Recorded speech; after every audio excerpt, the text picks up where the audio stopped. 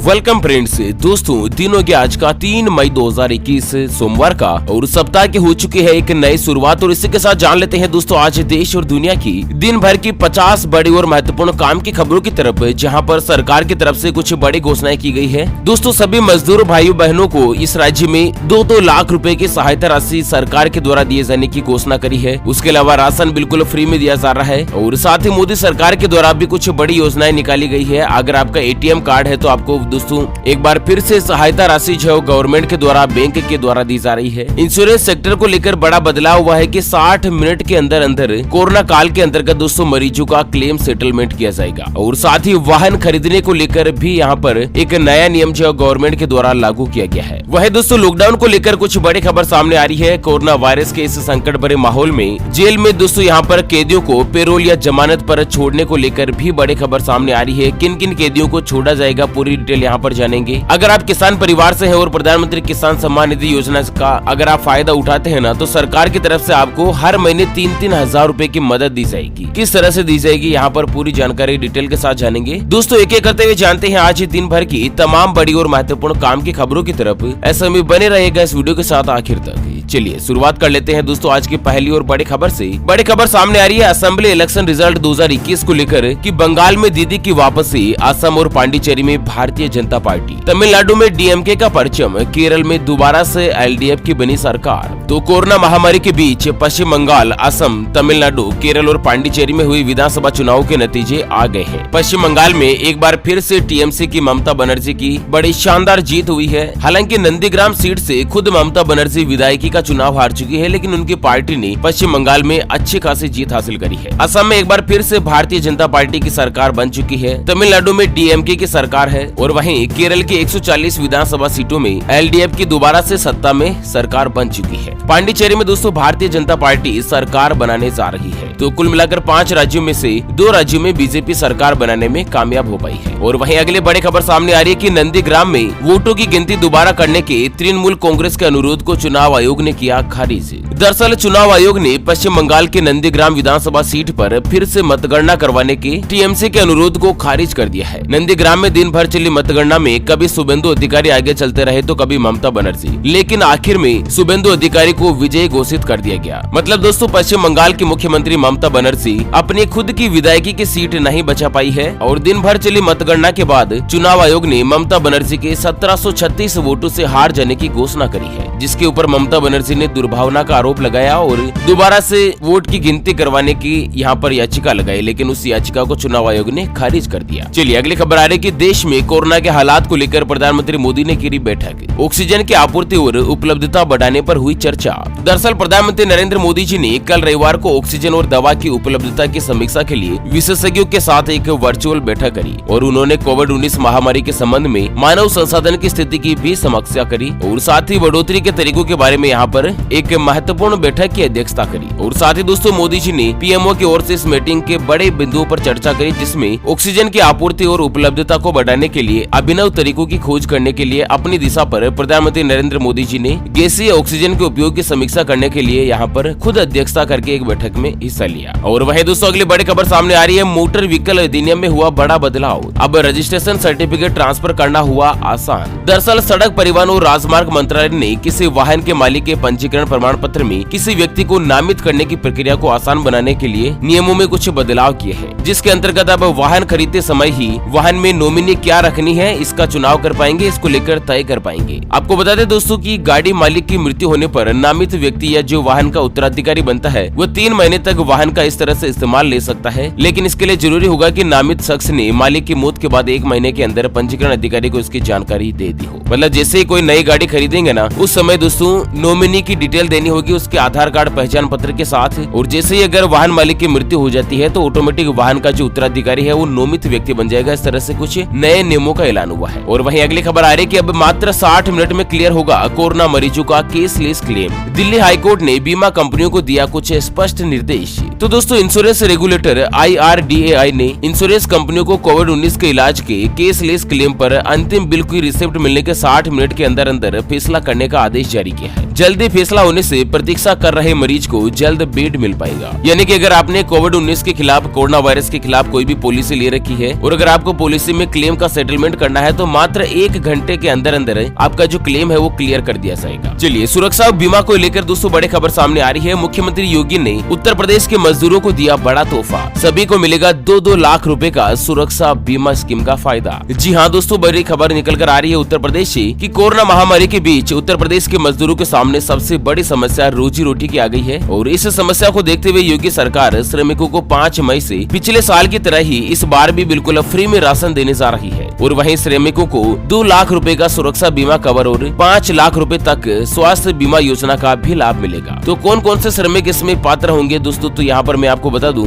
इस बीमा योजना के दायरे में नॉन रजिस्टर्ड और रजिस्टर्ड श्रमिक, खेती और उद्योगों में लगे मजदूर, कुली, ठेला चलाने वाले, खोमचा लगाने वाले या फिर निर्माण कार्य में काम करने में लगे मजदूर जो है ना इस योजना में शामिल होंगे। हालांकि भगवान ना करें, लेकिन दुर्भाग्यवश अगर किसी भी श्रमिक के साथ कोई भी दुर्घटना घट जाती है ना तो 2 लाख रुपए जो है दोस्तों श्रमिक मजदूरों के परिवार के लिए बड़ा सहारा बनेगा। और वहीं राजस्थान से भी बड़ी खबर आ रही है कि राजस्थान में 5 लाख रुपए की हेल्थ बीमा स्कीम लॉन्च। कोरोना की तीसरी लहर जल्द हो सकती है शुरू। तो राजस्थान में दोस्तों यहाँ पर यूनिवर्सल हेल्थ कवरेज के तहत 5 लाख रुपए के स्वास्थ्य बीमा योजना की शुरुआत की गई। मुख्यमंत्री अशोक गहलोत ने चिरंजीवी स्वास्थ्य बीमा योजना की वर्चुअल लॉन्चिंग करी और इस योजना के तहत गंभीर बीमारी पर 5 लाख रुपए तक का केसलेस इलाज मिल सकेगा। सरकार ने इस योजना की रजिस्ट्रेशन की अवधि को 1 महीने और बढ़ा दिया है कि 31 मई तक के लिए सभी राजस्थान वासी इस योजना में शामिल हो सकते हैं। और वहीं अगली खबर आ रही है कि कोविड-19 को देखते हुए उत्तर प्रदेश में अहम फैसला, 60 दिन की पेरोल या फिर जमानत पर रिहा होंगे कैदी। तो उत्तर प्रदेश की जेलों में कोरोना संक्रमण फैलने पर इलाहाबाद हाईकोर्ट के कार्यवाहक मुख्य न्यायाधीश संजय यादव की अध्यक्षता में गठित की गई हाई पावर कमेटी ने जेल में कैदियों की रिहाई की योजना घोषित करी। न्यायिक अधिकारियों ने जेलों में जाकर योजना के तहत कैदियों को 60 दिन की पेरोल या फिर अंतरिम जमानत पर रिहा करने की कार्यवाही का निर्देश दिया गया। तो कुल मिलाकर दोस्तों कोरोना वायरस संक्रमण जेलों में भी ज्यादा फैलने लगा है। इसी के मद्देनजर अगले 60 दिनों के लिए दोस्तों कैदियों को पेरोल पर या जमानत पर छूट दिया जाएगा। और वहीं अगली खबर आ रही है कि कोरोना से जुड़ी दवाई और अन्य उपकरण MRP से ज्यादा में नहीं बिके, यह सुनिश्चित करे दिल्ली सरकार। हाईकोर्ट ने दिया बड़ा फैसला। तो कोरोना महामारी के बीच जरूरी दवाओं और उपकरणों की कालाबाजारी पर दिल्ली हाईकोर्ट ने सख्त रुख अपनाया है। कोर्ट ने दिल्ली सरकार को यह सुनिश्चित करने को कहा कि दवाइयां और उपकरण MRP से ज्यादा में नहीं बिके और ऐसा करने वालों के खिलाफ राज्य सरकार सख्त कार्यवाही करे। दोस्तों यहाँ पर खबरें आ रही थी कि ऑक्सीजन एम्बुलेंस का ज्यादा से ज्यादा किराया लिया जा रहा है, फुल कालाबाजारी चल रही है, तो इसको लेकर हाईकोर्ट ने एक बड़ा फैसला दिया है। और वहीं अगली खबर आ रही है कि प्रधानमंत्री किसान योजना के है लाभार्थी तो 36,000 रूपए दे रही है मोदी सरकार। हर महीने मिलेंगे 3,000 रूपए तक की सहायता राशि। तो दरअसल प्रधानमंत्री किसान की 8वीं किस्त का इंतजार कर रहे 11 करोड़ से ज्यादा किसानों के पास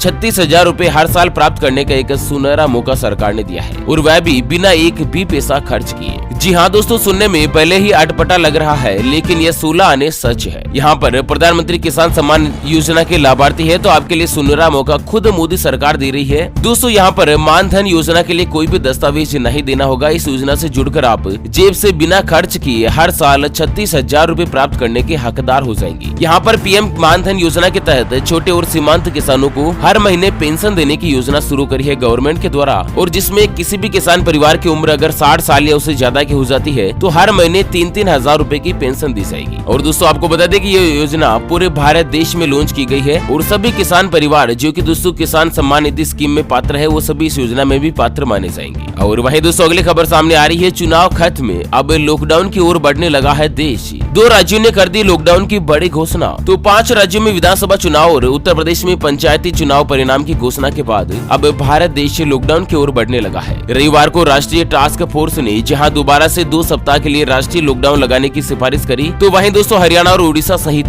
कुछ राज्यों ने लॉकडाउन की घोषणा भी कर दी है। यहाँ पर दोस्तों हरियाणा के गृह मंत्री अनिल विज ने जानकारी दी कि अगले 3 मई से यानी कि आज से ही पूरे राज्य में 7 दिन के लिए लॉकडाउन लगाया जाएगा और पिछले साल की तरह इस दौरान भी पूरी तरह से राज्य बंद रहेगा। और वहीं उड़ीसा सरकार ने आगामी 5 से लेकर 19 मई के बीच संपूर्ण लॉकडाउन लगाने का फैसला किया है। देश की राजधानी दिल्ली में फिलहाल 10 मई तक के लिए कर्फ्यू लागू हो चुका है। राजस्थान में अगले 17 मई तक के लिए संपूर्ण लॉकडाउन की घोषणा हो चुकी है। और वहीं दोस्तों SBI खाता धारकों के लिए बड़ी खबर आ रही है कि SBI के डेबिट कार्ड पर भी मिलता है 20 लाख रुपए तक का इंश्योरेंस। इन कंडीशंस में हो सकती है आपकी मदद। तो दरअसल अगर आपका भी खाता स्टेट बैंक ऑफ इंडिया में है और अगर आपने अपने खाते में ATM ले रखा है तो यहाँ पर बैंक की तरफ से दोस्तों आपको फ्री में इंश्योरेंस दिया जा रहा है। जी हाँ दोस्तों, मैं आपको बता दूं, अगर आपके पास SBI का गोल्ड मास्टर कार्ड या वीजा ATM कार्ड है तो आपको 2 लाख रुपए रोड एक्सीडेंट में और एयर एक्सीडेंट में 4 लाख रुपए तक का डेथ इंश्योरेंस मिलता है। अगर आपके पास SBI प्लेटिनम कार्ड है तो 5 लाख और 10 लाख का इंश्योरेंस मिलेगा, और अगर SBI प्राइड कार्ड है तो दोस्तों 2 लाख और 4 लाख का इंश्योरेंस जो यहाँ पर आपको बैंक की तरफ से बिल्कुल फ्री में दिया जाएगा। और इस इंश्योरेंस के लिए आपको कोई भी प्रीमियम वगैरह जमा नहीं करवानी है। मात्र आपने दोस्तों SBI का अगर ATM कार्ड ले रखा है तो यहाँ पर ये इंश्योरेंस आपको बिल्कुल फ्री में दिया जाएगा। चलिए अगली बड़ी खबर सामने आ रही है। कोरोना काल में अमेज़न सिर्फ जरूरी सामान की करेगा डिलीवरी। जानेंगे आखिर जरूरी सामान में किन किन प्रोडक्ट को शामिल किया गया है। तो अमेज़न कंपनी ने अपनी वेबसाइट के होम पेज पर एक बड़ा बैनर लगाया है जिस पर लिखा है कि वो सिर्फ जरूरी सामान की ही डिलीवरी की जाएगी। इस संबंध में कंपनी ने एक बयान भी जारी किया है और इसमें कोरोना काल में भारत सरकार की गाइडलाइंस को फॉलो करने के लिए कंपनी ने कुछ इस तरह का कदम उठाया है। हालांकि ये आदेश उन्हीं राज्यों में लागू होगा, उन जिलों में जहां पर सरकार की तरफ से लॉकडाउन या कर्फ्यू लगाया गया है। दरअसल जरूरी प्रोडक्ट यानी कि इसेंशियल प्रोडक्ट की अगर बात की जाए तो इस लिस्ट में हैंड वॉश, सैनिटाइजर,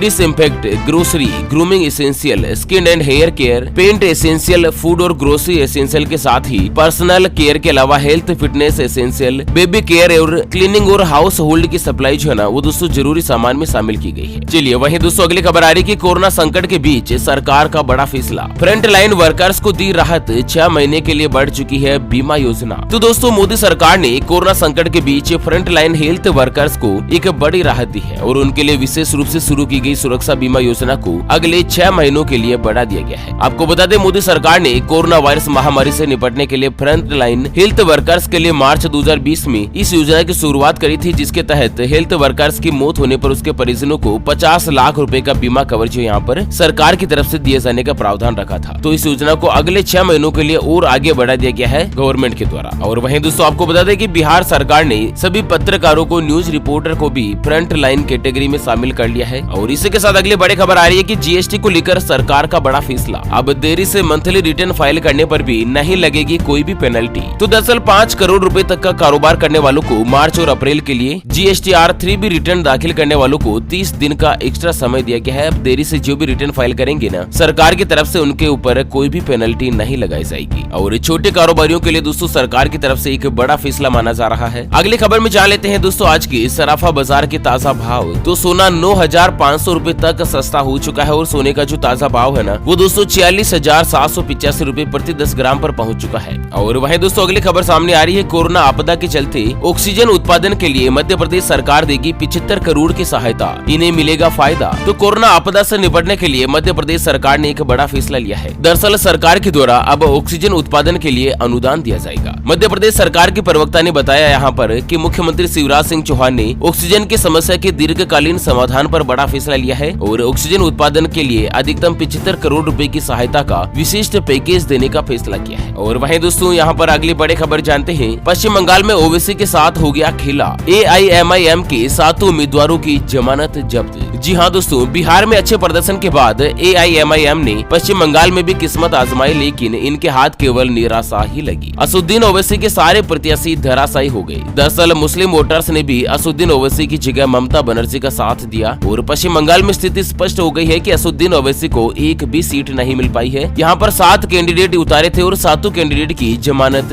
जब्त हो चुकी है। चलिए अगली खबर सामने आ रही है कि 1,25,000 रेमडेसिविर शीशियों के साथ भारत पहुंची अमेरिका की चौथी फ्लाइट। तो भारत देश में कोरोना वायरस महामारी का कहर जारी है और इसी बीच दुनिया भर के कई देशों से भारत देश को लगातार मदद भी मिल रही है। यहाँ पर अमेरिका भी लगातार भारत की मदद कर रहा है और इसी कड़ी में कल रविवार को भारत को अमेरिका से दोस्तों 1.25 लाख रेमडेसिविर की शीशियां मिली। और विदेश मंत्रालय के प्रवक्ता अरिंदम बागची ने इस बारे में जानकारी देते हुए बताया कि अमेरिका से चौथी फ्लाइट की जो रेमडेसिविर की शीशियां है ना वो दोस्तों भारत देश में पहुंच चुकी है। भारत देश अमेरिका का स्वागत करता है। और वहीं दोस्तों यहाँ पर अगली बड़ी खबर में जानते हैं, भारत देश में कोरोना की सुनामी से डरा नेपाल, 22 एंट्री पॉइंट को बंद करने का फैसला। तो लगभग दोस्तों भारत देश के सभी पड़ोसी देशों ने भारत से यात्रा, अंतर्राष्ट्रीय हवाई यात्राओं को बंद करने का फैसला किया है। यहाँ पर आपको बता दें दोस्तों कि कोरोना वायरस के मद्देनजर पिछले 24 घंटों के दौरान 3,92,488 नए मरीज आए हैं और इसी के साथ कुल मरीजों की संख्या बढ़कर 1,92,57,000 को पार हो चुकी है। जबकि पिछले 24 घंटों में 3,689 मरीजों की जान चली गई और मरने वालों का जो कुल आंकड़ा है ना वो बढ़कर 2,15,542 पर पहुंच चुका है। है। और वहीं दोस्तों जानते हैं आज की अगली और अंतिम खबर, तो पर्सनल इस्तेमाल वाले ऑक्सीजन कंसंट्रेटर का आयात होगा सस्ता। सरकार ने IGST की रेट घटाकर करीब 12%। तो कोरोना संकट से जूझ रहे लोगों को मोदी सरकार ने थोड़ी राहत दी है। सरकार ने पर्सनल इस्तेमाल के लिए इंपोर्ट किए जाने वाले ऑक्सीजन कंसंट्रेटर्स पर GST की रेट में कटौती कर दी है। पहले इसके ऊपर दोस्तों 28% का टैक्स लगता था, जिसे सरकार ने घटाकर 12% कर दिया है। ओके फ्रेंड्स, और इसी के साथ दोस्तों हमेशा की तरह अंत में एक नजर डाल लेते हैं आज के माइंड क्विज यानी कि गिवे वाले सवाल की तरफ। तो दोस्तों आज का माइंड क्विज वाला सवाल आप स्क्रीन पर देख पा रहे हैं। प्रधानमंत्री नरेंद्र मोदी जी प्रधानमंत्री बनने से पहले किस राज्य के मुख्यमंत्री थे? जी हाँ दोस्तों, दोबारा सुन लीजिएगा, नरेंद्र मोदी जी प्रधानमंत्री बनने से पहले कौन से राज्य के मुख्यमंत्री थे? ऑप्शन ए गुजरात के, ऑप्शन बी महाराष्ट्र के। तो फटाफट से लिखना है क्वेश्चंस का सही जवाब इस वीडियो के नीचे कमेंट बॉक्स में। और हाँ, सही जवाब देने वाले किन्हीं 5 कमेंट्स को सेलेक्ट किया जाएगा हमारी OPS न्यूज टीम की तरफ से, और उन्हें दिया जाएगा एक 56 दिन वाला मोबाइल रिचार्ज बिल्कुल फ्री। अच्छा दोस्तों, विजेता की जो घोषणा है वो हमारे कल के वीडियोस में की जाएगी। ऐसे में चैनल को सब्सक्राइब नहीं किया है तो जल्द से जल्द कर लीजिएगा। चलिए इसी के साथ फिलहाल दोस्तों इस वीडियो को यहीं पर देते हैं विराम। फिर से होंगे हाजिर एक और नई और ताजा तरीन ब्रेकिंग न्यूज हेडलाइंस के साथ। तब तक के लिए जय हिंद, जय भारत।